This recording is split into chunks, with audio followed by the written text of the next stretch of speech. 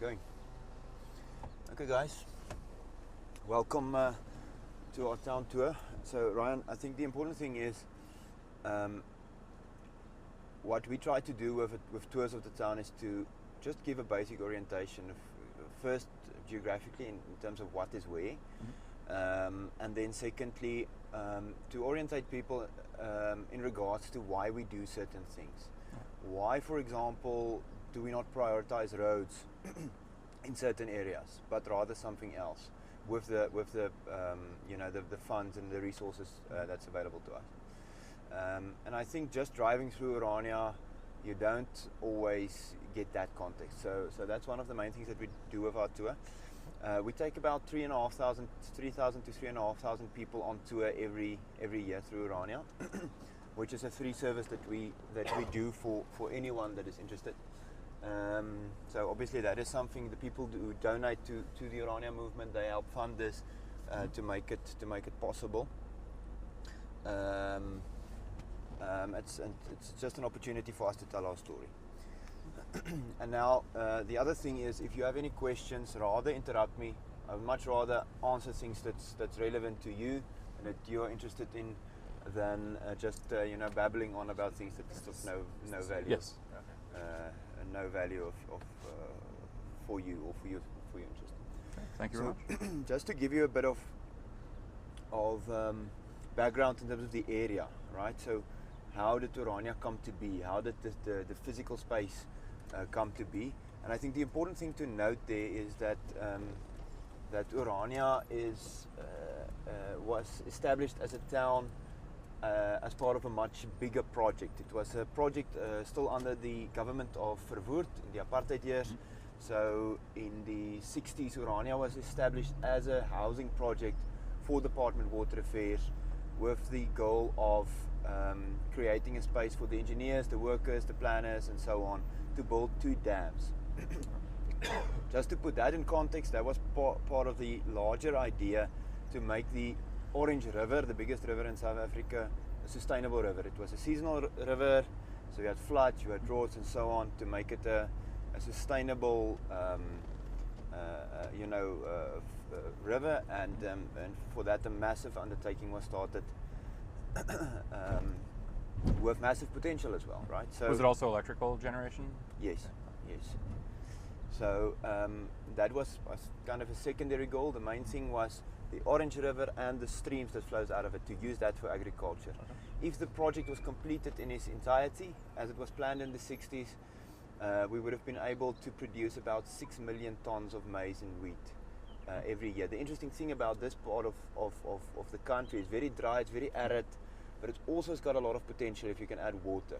We are one of the places in the world with the highest amount of heat units, right? Solar heat units. So if you can just add water and fertilizer to that, you can farm very, very good. And that's exactly what happened. Although the project was never completed fully, the 3rd dam was never built, and so on and so on. The 2 dams that were built by the South African government back then had a massive effect on the local economy of the Northern Cape, of this region. I think 2/3 of the production of the Orange River scheme in terms of agriculture did actually realize. And we are one of the few places in South Africa where you plant 2 harvests per year. So you can plant 1 harvest in the winter, 1 in the summer, because of the amount of heat that you actually have available. So what does it tell you? A place with a low population, very arid, very dry, but very high potential to develop. And that was precisely what the founders of Orania was looking for, because the vision was not a vision of a 5-year or 10-year better comfort of life, but much rather a long-term vision. Okay, so then the government left Orania back in, I think, the late 70s, early 80s, and it became a ghost town. It became deserted, and in the advertisement part of one of the local South African agricultural magazines, someone saw a government ad, "Little town for sale," back in '91, because the government actually offered Orania to the military as training grounds, to the police, to corrective services, but no one was interested. So then they decided to sell it. and we put in a tender for the town, did not get it, but the guy who made the highest bid failed to pay, and it defaulted back to the founders of Orania. And so, you know, the story starts. Okay, so that is the physical reality of Orania as a town. Now, a bit of the political or ideological background. So, I'm going to very shortly go over this very nuanced and very complicated history actually, but just to give you an idea of where the Orania idea comes from. The first conference of the early thinkers that anticipated something like Orania was the Sabra Agricultural Conference of 1952. Sabra was a conservative think tank, so it was conservative academics and so on that had some ideas about our future, and they started in 1952 with this idea of, if Afrikaners wants to survive in South Africa, the thing that will be the make or break is do your own work, do your own physical labor, because labor dictates demographics, and demographics dictate your destiny. And they already realized that way back then. That is long before the height of apartheid.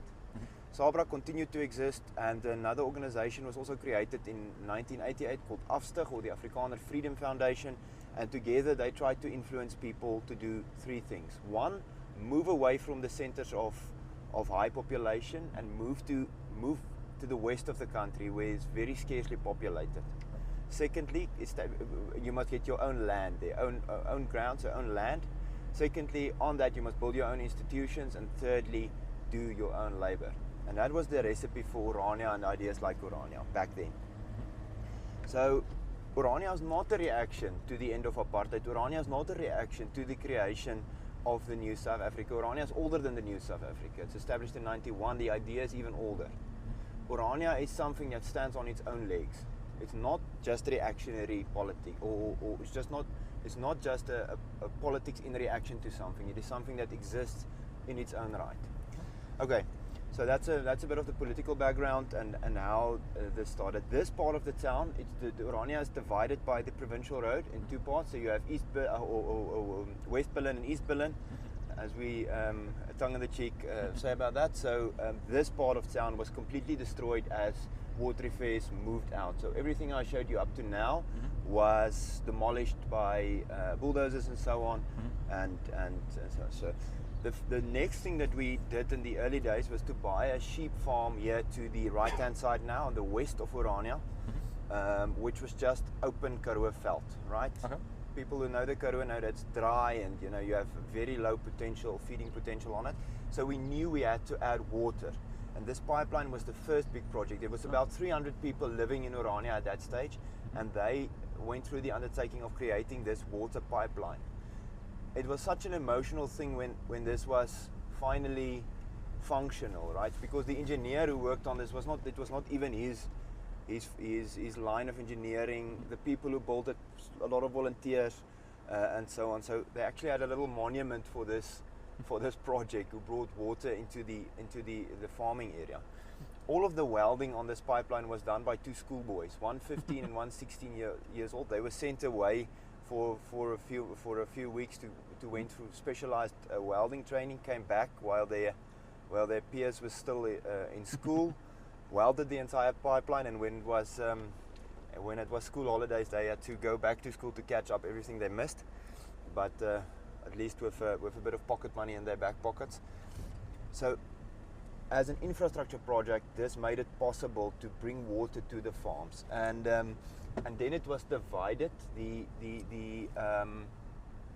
The farms here was divided into small plots between 10 and 15 hectares, which was the rationale at that stage was big enough to be an economic unit on its own, small enough so that the family, parents with their kids can work it. So that was the rationale. Agriculture changed a lot in the past 30 years, and specialization and scale and so on become increasingly important factors. However, this is one of the examples of one of the smaller plots. This is pecan nuts. So pecan nut trees are something for which the conditions in Orania is quite favorable to produce, but not only the conditions in terms of climate, in terms of land, in terms of those kind of things, but also the labor component. So there's about 16,000 pecan nut trees in Orania, which was planted from the early days. So there's big pecan nut farms. We can go and look at that as well. But the nice thing about pecan nuts is the fact that you have a totally mechanizable agricultural setup. So you clean the orchard floor, you harvest them in the winter, meaning they would just been harvested about a month ago. And then you get a tractor that attached to the stem of the tree, which shakes it, and all the nuts fall down. You get a second tractor which blows everything into long rows, and then you've got your little harvester that picks it up, separate the leaves and the nuts and the shells and all those kind of things, and then you can produce it. The major export market is to the east, especially China. So the Chinese mainland, there's a lot of pecan nuts go there. In the early days of Orania, there were some people who exported directly. Nowadays, you just sell it to the South African agricultural co-ops, and they resell and so on and so forth. I wonder if there'd be a market for Orania-specific pecans outside of. I do think so. If you marketed them, and a lot of smaller farms do that now, direct to the consumer. Yeah, there are people actually trying to build something around that, and the other thing is. Lots of these farms actually have organic ratings as well, which is also nice. Commercially valuable. Then here to the left, you can see these wheat fields. So the wheat was planted, I would say, about 3 weeks or 4 weeks ago. So then you have a very small window of opportunity to get the maize out, replow, and then plant the wheat. And then it's the same thing in December. You've only got the farmers work 16 hours a day, 17 hours a day to get the wheat out, harvest the wheat, and then plant the maize again, which you then harvest in the winter again. In Orania, obviously, with our labor practice, I haven't said much about it, but let's quickly say something while we're on the subject. Labor is, I think, the most prominent foundational aspect of Orania. It is, I would say, an act of reformation. It's an act of revolution. It is an act of swimming totally against the stream. In South Africa, there is such a high degree of availability of very cheap black labor. That is the South African reality. You can blame colonialists, you can blame the apartheid regime, you can blame the current government for the way they manage. I don't think much changed over the years, but it's still a fact. There's one community who changed labor practices in South Africa, and that's Orania. Meaning that instead of exploiting people, you do your own work. So no one can claim that they've built your future, you've built it yourself. No one can claim that you exploit them. And finally, you dictate the demographics. Doesn't matter if you get a group of Brits, Englishmen to come and work for you. Doesn't matter if it's a group of Chinese people. Doesn't matter if it's Xhosa or Zulu people. Whoever does the labor is going to be the majority, and the majority in a democracy makes the decisions. So there is no freedom without own labor, and that's very, very important. But it brings challenges itself, and I think that also gives Orania a unique economic system, because it is free market plus, free market but, if I can say that. You can't just use the cheapest possible labor as you would do in a free market society. You have to use something that falls into the broader communal approach. So we're definitely not socialists or communists, but there's also reservations in terms of how we treat our free market. Well, you're just taking into account the external costs of having lots of labor here that would be... Yes, that could also be a thing. But if an individual person that needs to build a house, or who wants to build whatever he wants to build, or a new storage facility or whatever, and he gets a quote which is 50% cheaper if you use external labor, and maybe it sounds very appealing to him or to her, but the community won't have it, right? So you must always take that into account. What I wanted to say is all those wheat fields, maize fields, and a few more that you can't see now is all managed by a single farmer with, I think, 2 people helping. So that's just the way they do it. It's not something you will really see elsewhere in South Africa. To the right is a typical example of a bit of a localized architecture, heavily inspired by by the Cape Dutch style of architecture, which you will find in the original settlements in the Cape. And it's also influenced by the Karoo architect style. So in Orania, we try to build a really straightforward, really kind of simple in terms of the available resources, the available labor, the focus on making your home climate proof. Orania's extreme changes in climate inside of the scope of the same day is obviously it's got a big influence. So those are all things that you need to consider. From here you will start seeing a lot of activity in regards to construction. I think there's something like 120 active construction sites in Orania. If you take into account that we're a community of about 3,000 people, so about 800 individual homes. Construction is a major industry then. Major industry. And the one thing that will be totally different in Orania than any other community, it's Afrikaner men and Afrikaner women building the houses. It's not something that you will see elsewhere in South Africa. I don't think anywhere. Maybe on an individual level, but there's no town that you will drive through where Afrikaners are doing the menial labor. It's just not the case.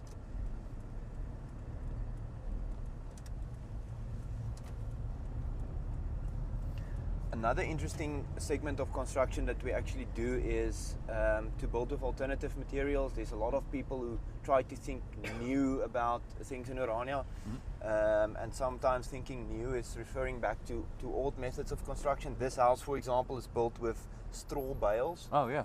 So you use straw bales. You get very thick walls, high insulation. Absolutely. Yeah, we do that in the Western United States in some places. Oh, you do? Very, very nice. So you're familiar with that then? A lot of people are, they don't think that that's practical, but it's actually really practical. You get, in our climate, you get really good insulation, and cool in the summer, nice and warm in the winter, and so on. It's also in terms of labor, there can be some savings there as well, and so on.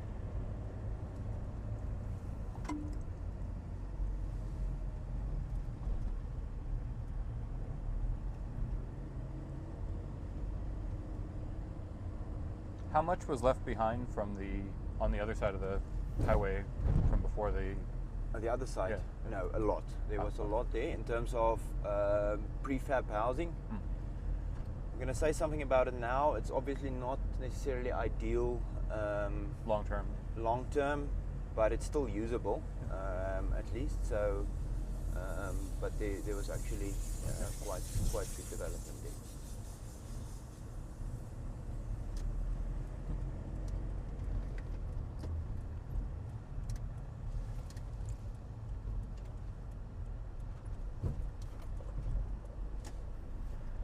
So as we drive in here now, you will see kind of what was left, although heavily modified by now. This kind of houses are really what was left behind from back then. The major advantage here is the size of the plots. That's quite something scarce in Orania now, and that is the size of the plots, about 2,500 square meters. Which is something that you don't get in Orania anymore. It's just not available. I'll say something more about that soon. But what you have here is the guys subdivide their plots, and they can sell a small part of the existing plot for double the price that they originally paid for the house. So that is really a consideration for a lot of people. Do you think with time the original prefab stuff will be torn down and replaced with new? Yes, it's already happening. People either build around the current structure with something like bricks, or they tear it down, or they just the main value currently is the size of the plots. So this is typically more the kind of development that you get now, because of the cost of the development cost of primary services. Okay. So as you can see, if you look to your left and you look to your right, the size of this plot, it's much smaller, it's much more affordable, but now you must also keep in mind our labor policy. If you have to clean your own house and tend to your own garden while still trying to make a living in Orania in terms of financially looking after yourself and your family, and you are heavily involved in the community as a volunteer as well, you want something easy to keep clean and so on. So another thing is, if you go you buy a plot in Pretoria, the roads was put in maybe in the 80s. Okay. The water supply was put in or redone maybe in the 90s, as an example. Maybe the electricity grid was upgraded in the early 2000s, and so on. So the time frame in which all your basic services were either installed or upgraded is much larger time scale, but also it's a lot older. So we put in new services now, but it's current prices. It's current post 2020 inflation prices, to put in piping, to put in electrical grid, to put in.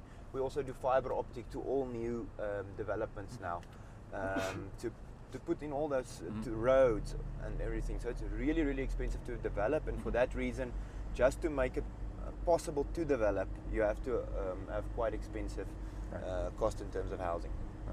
Okay, so this is more the style now here on the. Are there any multi-family houses, or are they all single family?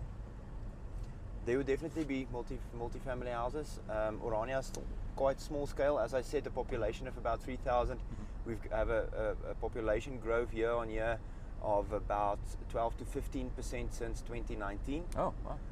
So that's quite a major growth in terms of that.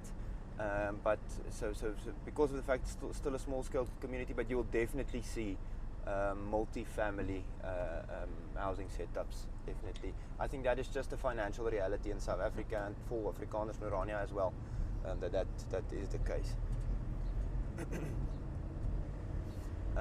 On a municipal level, we require all citizens to divide their rubbish, their waste. So if it isn't sorted in order of being recyclable, your trash won't get picked up. And we try to establish these kind of things early, so that when Orania grows, you have that order already established. So Ryan, we have got a women's organization in Orania called the Barefoot Women, if I translate it directly. Okay. It is from the Great Trek, which is maybe comparable to when the United States they expanded westward. But this was specifically to get away from the British governance. So they moved inland over a major mountain series in South Africa called the Drakensberg. They moved over there, went into what is currently the province of KwaZulu-Natal, and there the British also had control, and they kind of went back under British rule. And the men said, maybe let's try it again, see how it goes. And the women said, there's no way that we go back under British rule. We would rather cross the mountain series again barefoot. So that was the inspiration for this organization. And this stairway is one of their projects in town. So it's a mosaic layout, and actually in the mosaic there's sentimental cups and plates and things that people handed down generation to generation that broke maybe, and that people didn't have the they didn't want to throw away the pieces. It's built in here. So now it's part of the town. It starts with the roots down at the bottom. We're rooted in our Christian faith. We're rooted here in the Koöperatiewe. And then you will see the Orania there from step 4. So that's written with mirrors. You reflect Orania, and Orania reflects you. And then you have a tree in the middle, the stem of the tree. On the left-hand side, you will see there's a basket with nuts in it. On the right-hand side of the tree, there's a bag with olives representing agriculture. Then you have the different seasons of the year in the leaves of the tree. And finally, you have on the two sides of the stairway, you have on the one side a timeline of the town's development, and on the other side this little angle iron to push your bicycle up and down. We also encourage a cycling culture in town. We are not Europeans anymore. We are people of Africa now. We are, we have our own Afrikaner identity. However, we are still inspired by the history of the West. We want to create something that is like a Western city, a Western standard city here in Africa. Yeah, I've also noticed the electric and so on. Sorry. The electric tricycles that are. Yeah. They are quite popular because of cost, because of being able to charge them with solar power, obviously, and so on. Here to the right is just some housing, kind of your typical housing for the rental market to lease. So typical small families, newlyweds, maybe people who are thinking about retiring or just retired or so, and so on and so forth. Do most people participate in building their own home when they build it, or do they just hire a construction company to build the... I think more and more the latter. In the early days there was few construction companies and a lot of other realities, but now more and more people are hiring construction companies, of which there are, I think, something like 35 in Orania. This is an interesting project. So a lot of people ask us what we do with people that are in bad socio-economic realities. So obviously in Orania you have the reality that Afrikaners from around the country that's been spit out by South Africa come to Orania as kind of a last-ditch effort. You know, they have nowhere else to go anymore and so on. And then you have to quantify how you help these people. Obviously we want to help all our people, support them as good as we can and so on, but we also do not want to create a culture of dependency. So the one thing that we think we can support best with is housing, because it's one of the highest barriers to entry in Orania. You have a 15% growth rate some years, so you have a high demand for property and rental property and so on, but you don't have a high supply, so things are expensive. So it's a major entry barrier, so we help with that. However, we do not help with that from a point of view that we give it free, and we do not help with that in a sense that the taxpayer has to pay for it. It is all with money that people voluntarily gift for projects like these. It's all fundraise events, it's our international friends and so on. As you can see on that sign, we thanked our international friends for their support, which is specifically our friends in South Tyrol, which is a German, ex-Austrian community in Italy. Yeah, you're familiar with that? So they've been heavily repressed under Mussolini. Then you have the people from the Flemish people from Belgium, the Dutch people as well. Both of those groups support us very, very well in our efforts here, and they also gave funds for the construction of this. Single apartments for ladies. We also have single apartments for men. We have family housing and so on as well. And you still have to pay your dues. If you don't pay, you can lose your place, but it is subsidized. How many people live in these versus in regular housing? Wow, I don't have stats on that, but I can show you. So I think there's about 130 apartments in that in that sense about. Not everyone is necessarily, a socio-economic case, if I can put it in those words. Some people just look for housing, or it's young people who look for a small apartment, but it is available to the market.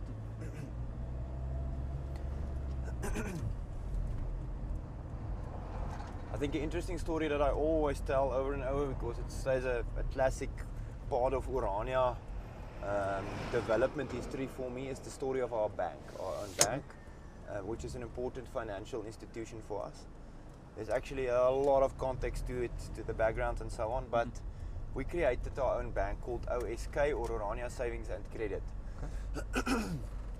It was created, as many things in Orania happen, rather as a de facto reality, as something, or rather as a de facto reality than something that was planned specifically for a specific goal and so on. So Orania was serviced by one of the South African banks in the 90s who traveled here and then cashed people's checks, especially your worker class people, which works on farms or works on construction sites or so.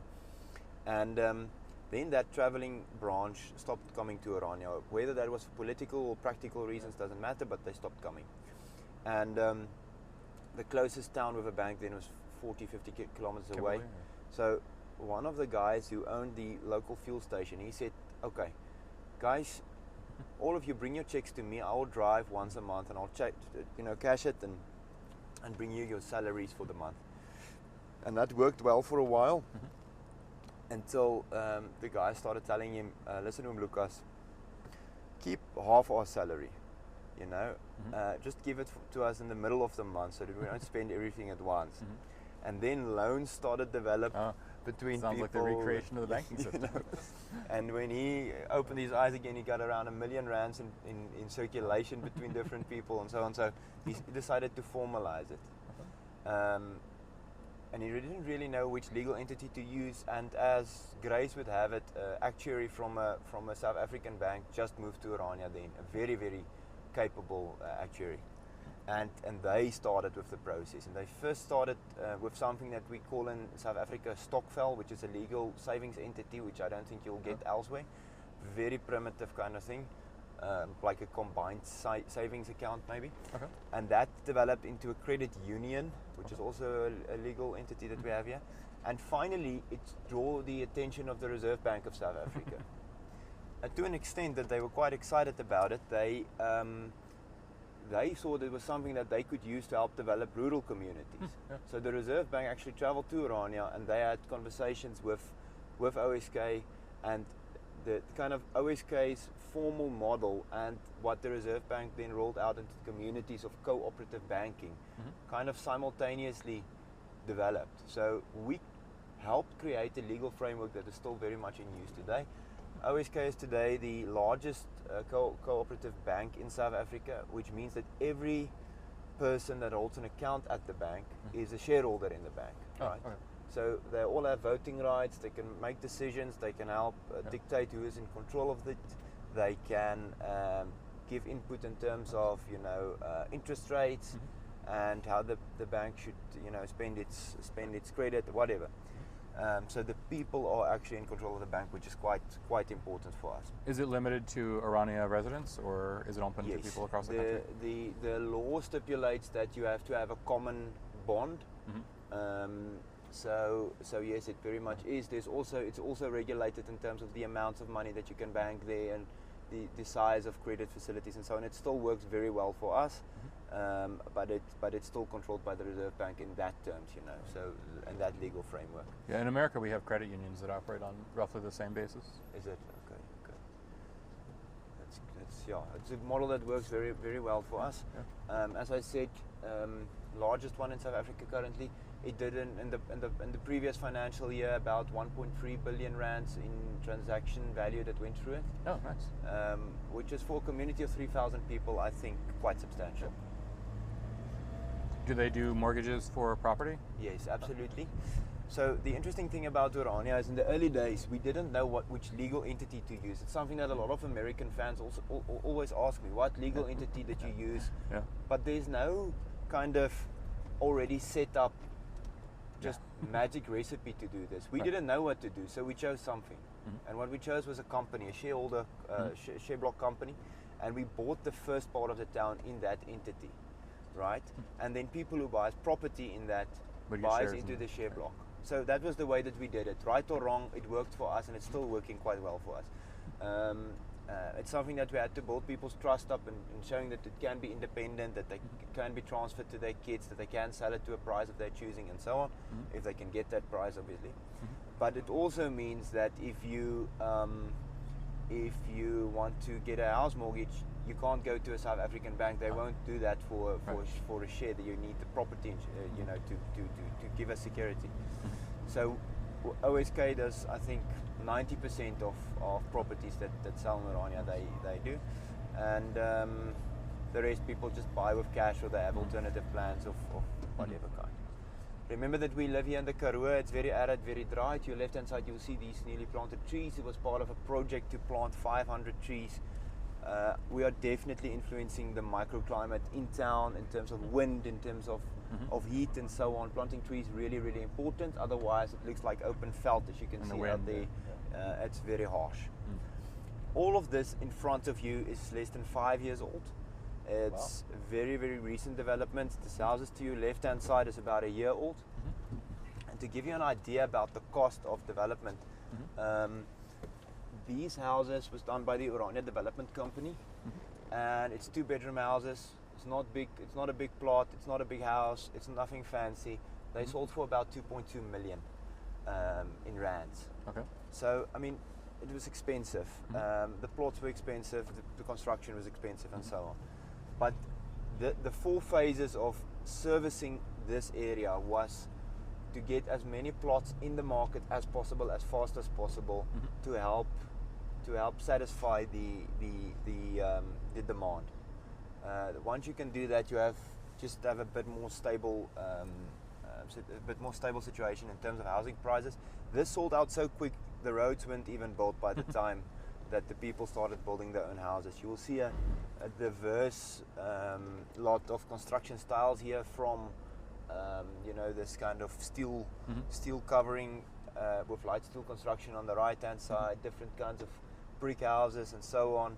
There are regulations, municipal regulations, more focused on things like safety and electrical and all the requirements. We don't necessarily have requirements in terms of the construction style yet. Or maybe color. in certain areas it will start now, but we want to give people access to the opportunities that they need to develop. Yeah, I'm surprised the steel structures aren't more popular given labor costs. Yeah, they actually are quite popular. A lot of the new houses in Orania, there's multiple teams doing that now as well, and so on. So a lot of people prefer brick. They just like it, and so on. It's a bit more expensive and more labor intense and so on. But yeah, I'm looking at building my own house in Puerto Rico now, and going to try to do as much of the work myself as possible. Oh, wow. It's going to be that's a really fun cool. project. Yeah, that's really cool. yeah. This guy had the same idea. He built his own house, man alone, from digging the foundation to the final screws in the roof. It's kind of also a testament to the kind of people that, you know, that wants to move to Orania. You know, it's independent thinking people, independent acting people, and so on.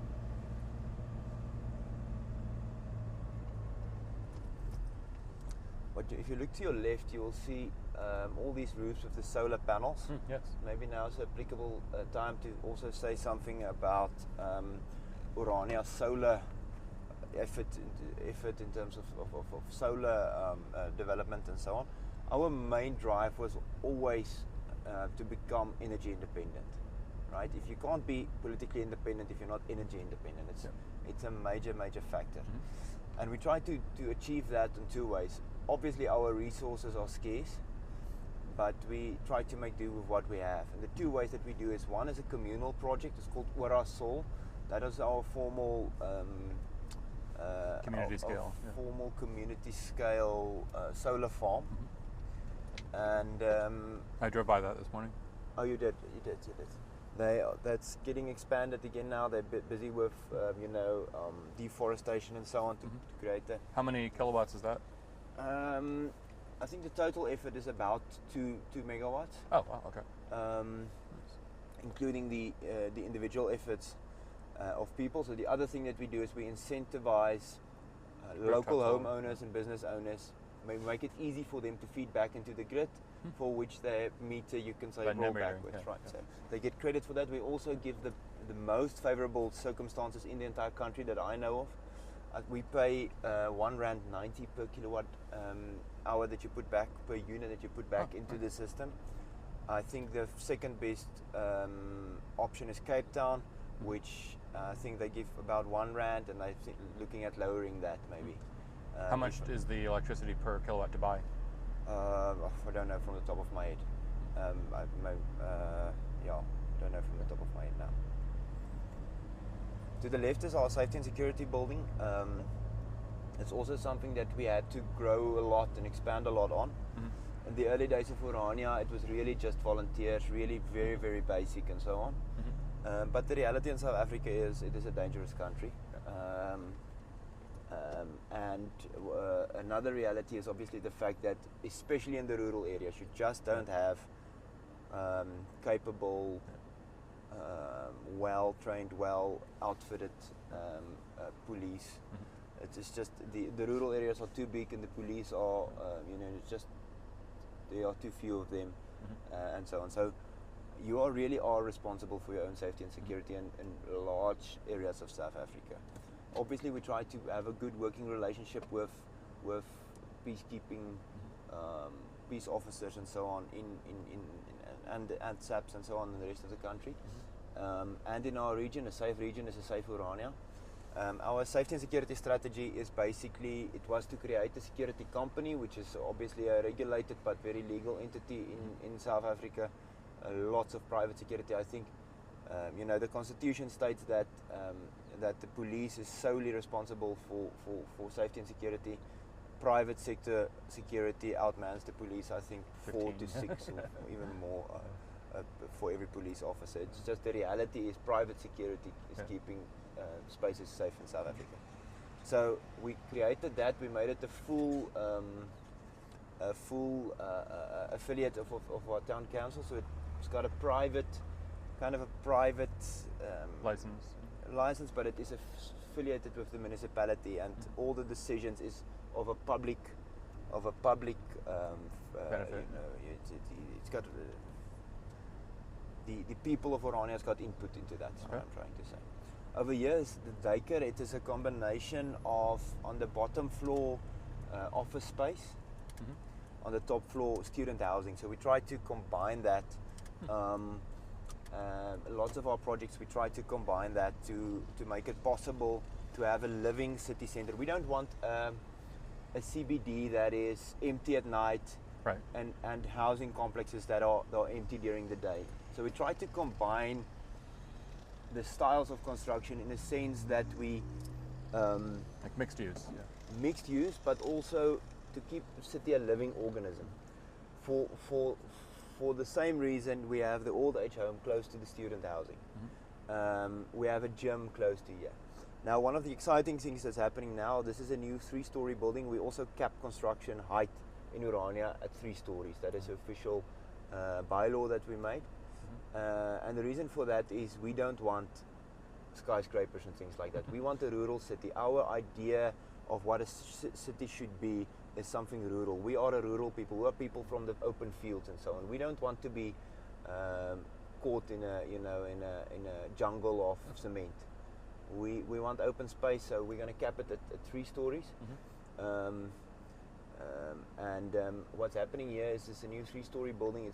They're going to call it the work building. It's going to be office space, accommodation, as well as a co-work space to help startup entrepreneurs and people who are maybe in the tech industry or things like that, and professional people to settle. But there's 4 buildings: the safety and security building, this building, and the new building, as well as the new development for the old age home. It's gonna form a plain here, so it's kind of a city centre. What do you call it in English? A plain in Afrikaans. I don't know what the correct word is, but square. A square, a town square. The first town square, we're gonna call it the work square, where we're going to celebrate 2 things.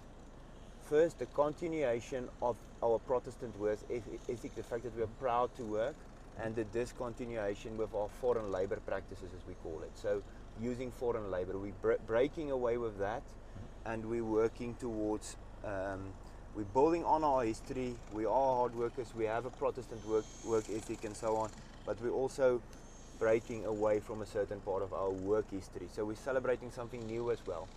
And on every inside corner of the square, there will be something from our history.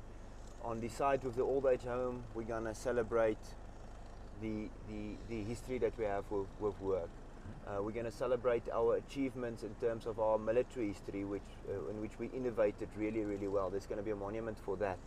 And we're going to celebrate our labour future as well. So obviously, as I said, labour is one of the most important foundations of the Orania idea. Very, very important.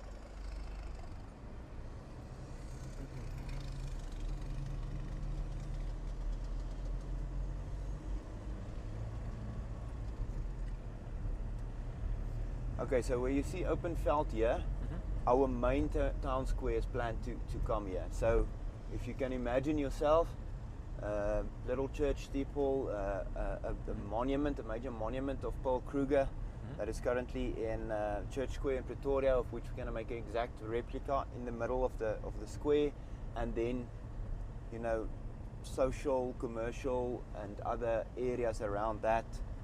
Think typically a European city square from many years ago, but with a modern kind of influence. We're heavily influenced by our cultural identity. So that's our dream. Obviously, resources and funds are something that we need to account for still, but we are planning to start the first aspects of our major city square in 2025. Oh, nice. With moving Paul Kruger here.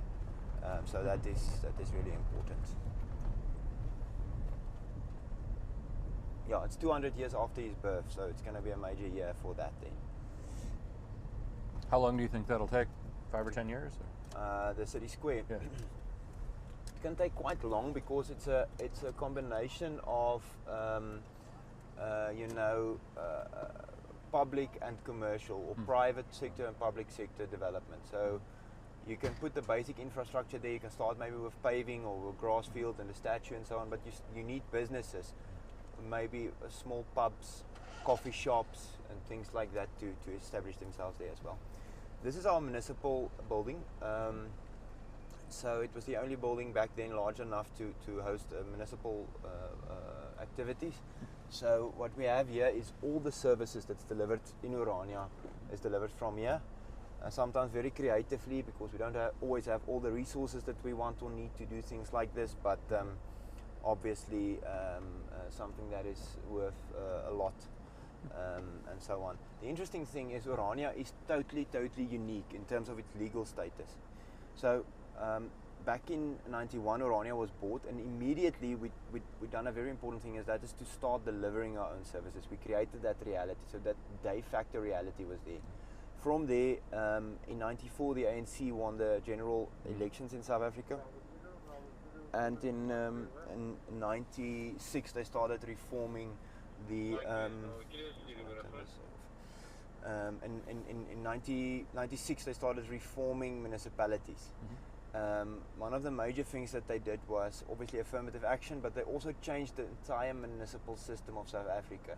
The new system then included Orania into a neighboring municipality called Thimbilihle, and we just said no, we don't want to be part of Thimbilihle, we want to do our own thing, and we've been doing it consistently for 9 years at that stage.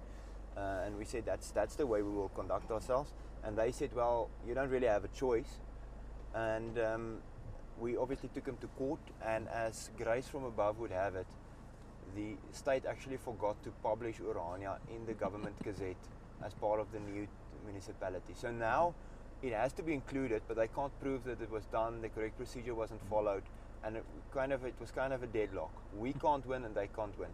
But we had an advantage and we knew it was coming. So about 2 days before the first municipal election under the new system in South Africa, this case was heard for the last time in the High Court in South Africa. And we said, we just held our statement that, sorry, it is not, they can't prove it, and the judge said, listen, it's very simple, if this dispute can't be cleared, the elections in South Africa can't continue, because you know, it's a municipality, so. You can't just ignore one municipality and just continue. We literally signed the settlement agreement on the stairs outside of the court, that Orania will keep existing. It's very short actually, but it was enough for us to continue. Orania will keep existing as a, what they call the oorgangsraad, or a, you know, the municipalities that was used in that changing period. However, there must be a committee, a government committee that reviews its status and blah blah. The typical government committee stuff never really got to a point, and Orania just started using that space to create de facto realities. That was always been the Orania strategy. You create space for yourself by creating realities for yourself. So that happened then, and yeah, and we just got more and more recognition, of which I'm not going to share all the details now, but Orania has recently got recognition as a kind of a special zone. You call it in Afrikaans, you call it, what's the word now? But anyway, it's a special zone inside of municipalities, and that's really worth a lot for us.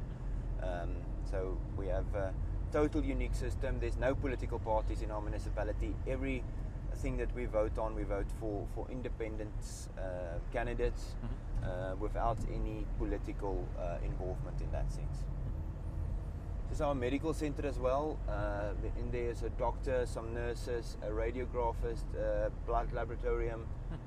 We have some physios, we have some things like that. But I think the main thing is to say you get very few municipalities of that size, or towns of that size, with a medical facility like that. That's a problem in the United States also, small towns not having. To the left is just a local gym, quite recently constructed. And now we're entering Orania's industrial area. So here you will find hardware shops, you will find a municipal plot here to the right hand side. You will find some small industries. Here's an electronic engineer that creates patterns for the mines, South African mines that he sells from here. You got clothes washeries, you got people working remote tech jobs in there. People that work with pecan nuts. A new pharmacy is being built here. Maybe I can show you this. Maybe we can actually get off here for a second. Okay. If you guys want to stretch some legs. Sure. Light steel construction. But the interesting thing is the two buildings here to our left hand side is newly constructed workshops for the Orania College, of which I'll say a lot more now. But if you want to hop out, we can see if there's some classes open. I can show you around a bit.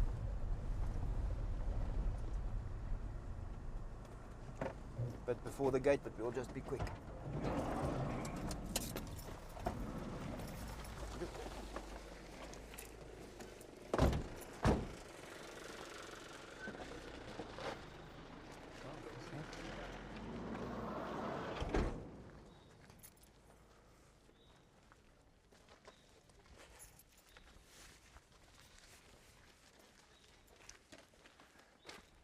So I'll say a bit more about training students now when we pass the technical training college. But the ability to train your own people, the opportunity to do that is kind of necessary. It's extremely necessary. Yeah. With that, Afrikaners lost a lot of technical skills under the previous and current regime. We all wanted to be managers and corner office workers, But the physical bread and butter of creating a city. Your technical trades, that includes plumbing, electrical work, those kind of things. It's very, very important. So we created this. Let's see if there's something open here.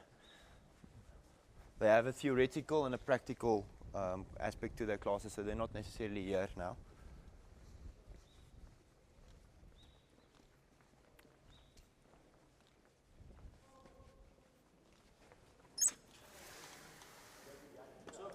Knop. Ons inkom. Oh, wow. Julle. Dis hier, kom by julle. Is jy 'n dosent of 'n ding? Aan die lus. Okay. Okay, ons gaan net so deurstap. Ek wil net hier wys.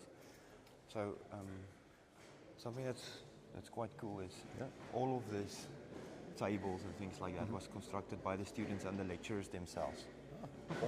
All the infrastructure that they needed for this. So here they have the opportunity to practice electrical wiring, different setups in terms of that as well, and so on. Next door is also the same for the plumbing setup. This is really something that you need to have. It's really a need to have. Is this subsidized by the government in any way, or do people pay tuition? No, people pay tuition. And it's not only Oranian kids, Afrikaners from all around the country. Actually, the majority of the guys coming here are young Afrikaners from other places around the country. It come to study here. Yeah. Okay, let's move on. I just wanted to give you a bit of an insight. Especially with so much construction going on, it makes sense to. Yeah.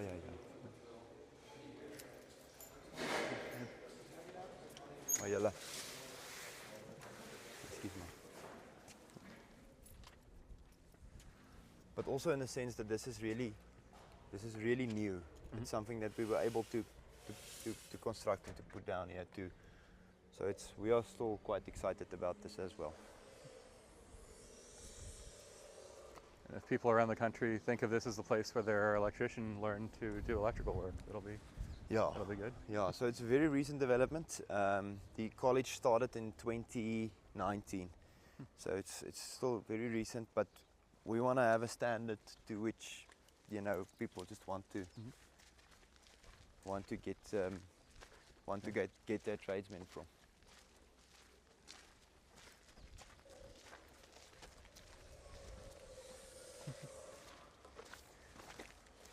Hallo, gaan het goed?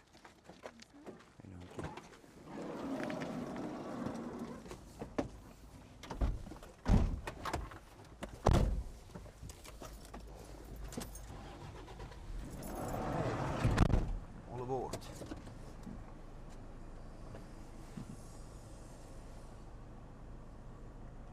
Yeah, I never would have known all this was back here after, just from the main road you only see the stores and the coffee shops. Zeg nog reg al, Frans?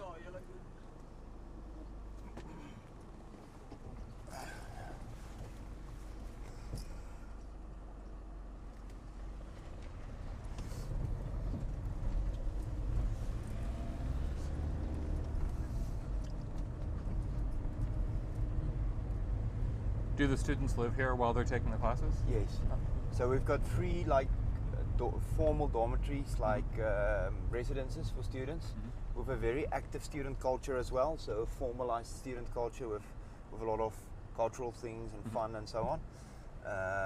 And that is the major holdback at this stage, is the fact that we don't have enough housing for all the students that wants to come.